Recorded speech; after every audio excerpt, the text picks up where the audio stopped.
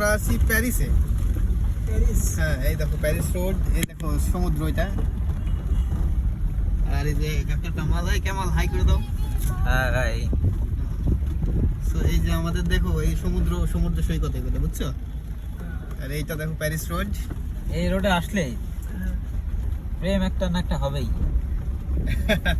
প্রত্যেকটা গাছ প্রেমের সাক্ষী। হ্যাঁ, এটা সত্যতা কি?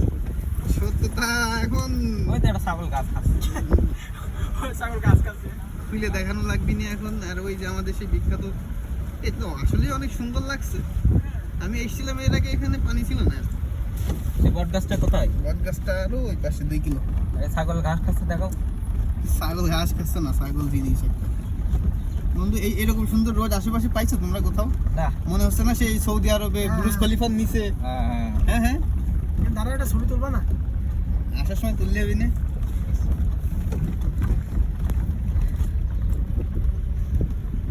এই রোড দেখতে মানে ঢাকা থেকে চলে আসে। হ্যাঁ, কি কইস, আর কত আমরা- জায়গা থেকে আসে।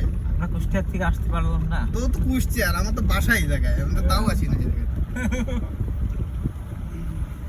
এই যে সেই বিখ্যাত বটতলা, এই যে কই কই? এই যে